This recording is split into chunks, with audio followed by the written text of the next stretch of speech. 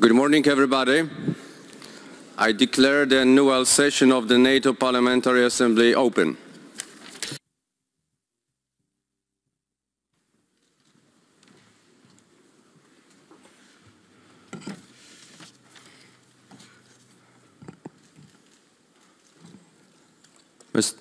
Mr. Speaker, Prime Minister, Mr. Deputy Secretary General, Your Excellencies, ladies and gentlemen, let me start by thanking our host, the Folketing and the Danish authorities, and a special thanks to Speaker Gelle and Mads Fugle, the head of the Danish delegation, for hosting this excellent session in this beautiful city of Copenhagen. I would like to take a moment to recognize the efforts of our former president, Joël Garriaud-Maylam. Dear colleagues, it is almost 600 days since Vladimir Putin decided to restart his brutal and illegal invasion on Ukraine. Unprovoked and unjustified. Almost 600 days that Russia causes death, pain and suffering, terrorize a whole country with attacks on urban centers and critical infrastructure. The Ukrainian people are showing remarkable resilience. Their friends and partners support them firmly. That is why Russian troops are on the defensive. But let us not be misled. Moscow still aims to bring Ukraine, its people and its democracy to its knees. Putin regime still wants to set fire to the international rules-based order and the values fundamental to NATO and the entire democratic, civilized and peaceful world. Ukrainians cannot waver, otherwise they will disappear from the map. Neither can Europe, neither can North America, and neither can any of other 141 countries who condemned Russia at the United Nations.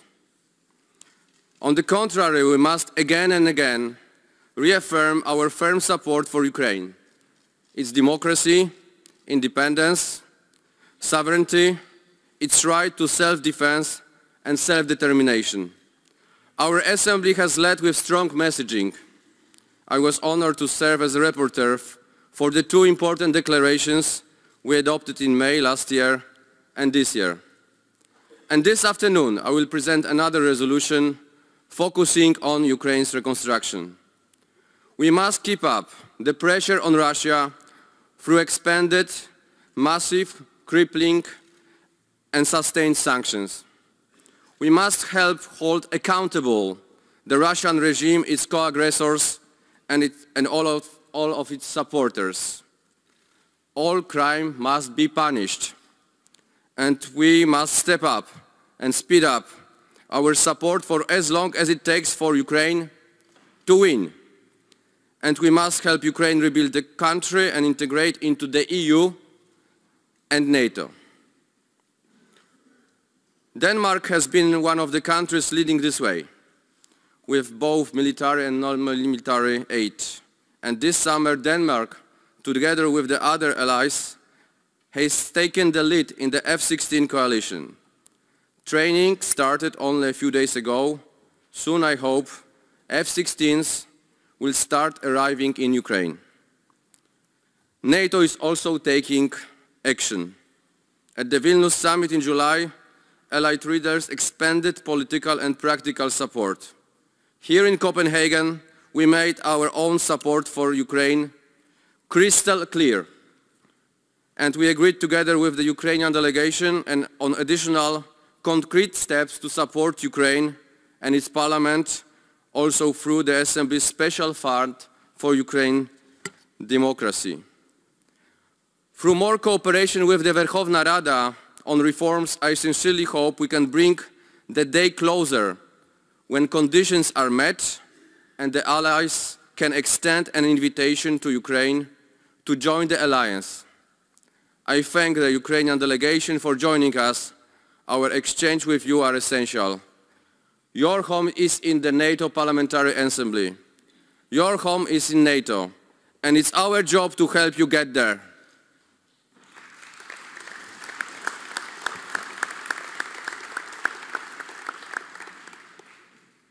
Russia's renewed attack on Ukraine has again demonstrated that the Kremlin cares little about the norms and principles at the core of the European international order. That is why Russia remains the most significant and direct threat to the Allied security. NATO must face this threat with unity, resolve, and unshakable commitment to defend every inch of NATO territory under Article 5.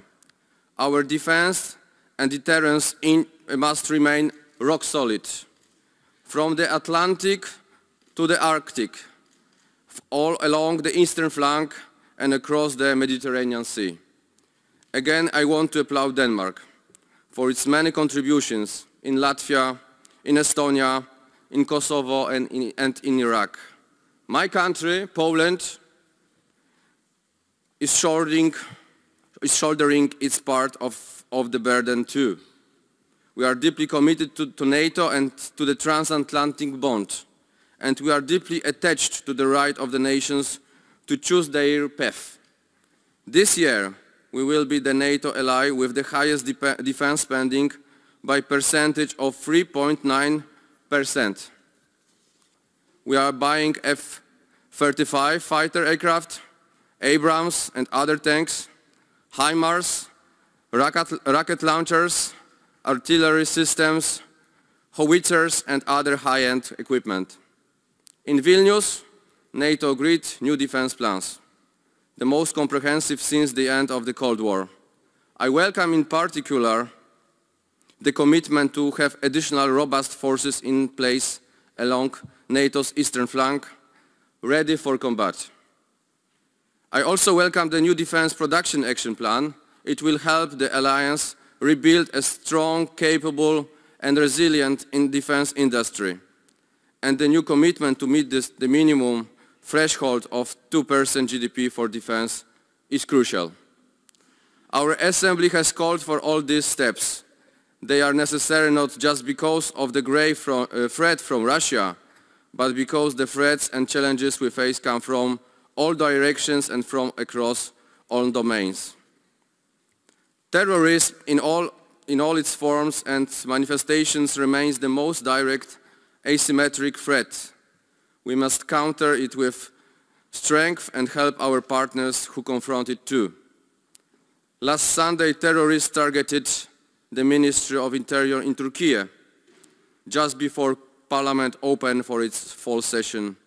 We must stay united against such evil acts. And just 2 days ago, our partner Israel suffered a horrific attack from Hamas and its terrorist affiliates. Our Bureau has strongly condemned the attacks and the unimaginable horrors against the Israeli people. This is a new level of massive terrorist and indiscriminate violence against Israel. Our thoughts are with the innocent victims. We stand with Israel, which has our full solidarity. Israel's right under international law is to defend itself. It's unquestionable. Colleagues, thank you.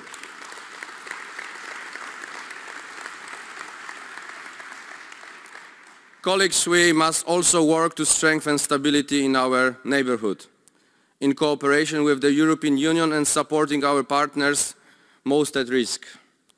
We must keep our attention focused on the Western Balkans, on supporting progress and the escalation between Belgrade and Pristina. We should also support a long-term normalization of relations between Armenia and Azerbaijan. And we must support our partners in the south. We must also build our resilience to deal with cyber and other hybrid threats, as well as climate change and energy challenges. We find ourselves in the era characterized by strategic competition and the clash of values. The alternative models authoritarian powers are offering are built on repression and disregard for international law and fundamental rights. They work to undermine the international rules-based order, and they attempt to interfere with our democratic principles and institutions and undermine people's trust in them. Our democracies face the greatest challenge in a generation. Our values and institutions are under attack from within and from without. We have overcome such challenges before, and we can do it again. If we properly understand the stakes, if we work with like-minded nations across the world. In NATO's new strategic concept, and once again in Vilnius, allied leaders made clear, NATO is united and resolute in its determination to ensure the shared values, democracy, freedom, the right of all nations to determine their destiny, prevail over imperialism and autocracy. Allied government must finally take concrete steps. It is now time to set up a Center for Democratic Resilience at NATO headquarters. Next year, NATO will celebrate its 75th birthday at a summit in Washington, D.C. But I want us to also celebrate having a NATO body focused on helping allies and partners defend our values. On that fateful day in February last year, Finland and Sweden understood these stakes. They instinctively knew that in the times when our values and borders come under severe threat, it is better to have more friends, to have allies. At our last session in Luxembourg, we could welcome Finland as our 31st member. And I hope I can soon welcome Sweden as our 32nd. Our nations, our citizens are strong when we are stand together.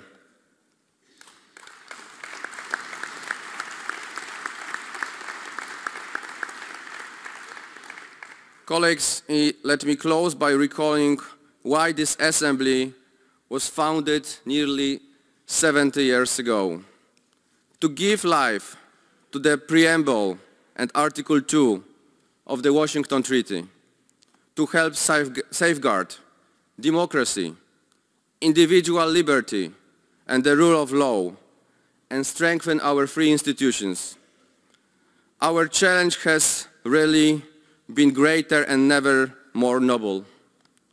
We must use all full powers as parliamentarians to advocate for support of Ukraine, to explain why it's necessary to spend on our defense, to rally on to defend our democratic values, nations, and societies. Colleagues, over the last 3 days, I have seen your commitment, your determination to strengthen our unique alliance. Thank you for this. Thank you all.